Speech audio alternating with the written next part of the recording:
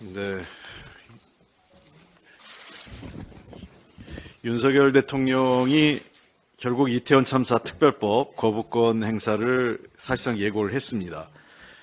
국민이 위임한 권한을 자신의 아내의 범죄 의혹을 덮는 수단으로 전락시키고 서울 시내 한복판에서 대규모 인명 참사가 발생한 그 사건의 진실마저 가로막으려 하는 것은 아무런 정당성이 없는 거부권입니다. 정부는 특조위 구성 등이 독소조항이라고 주장하는데 국회를 통과한 법안은 정부 여당의 입장을 충분히 반영한 국회의장의 중재안이었습니다. 민주당은 해당 법에서 특검도 제외했고 법안 시행도 총선 이후로 했으며 특조위 활동 기간도 단축하는 등 여러 차례 양보에 양보를 거듭했습니다. 정당성 없는 거부권 행사는 대한민국을 참사에도 책임지는 사람 없고 사과하는 사람도 없고 진실규명 노력도 없는 나라로 추락시키고 있는 것입니다.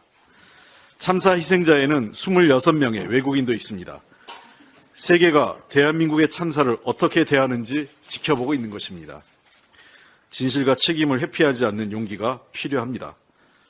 대통령이 해외에 나가서 아무리 우리나라를 홍보한들 이래서야 국격이 올라가겠습니까?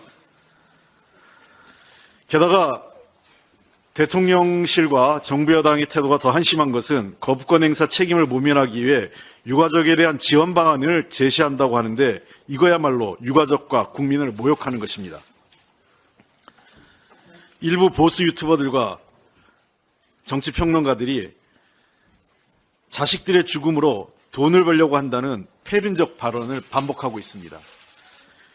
윤석열 대통령과 여당의 이러한 태도와 자세가 사실상 그 원인에 기인하고 있는 것입니다.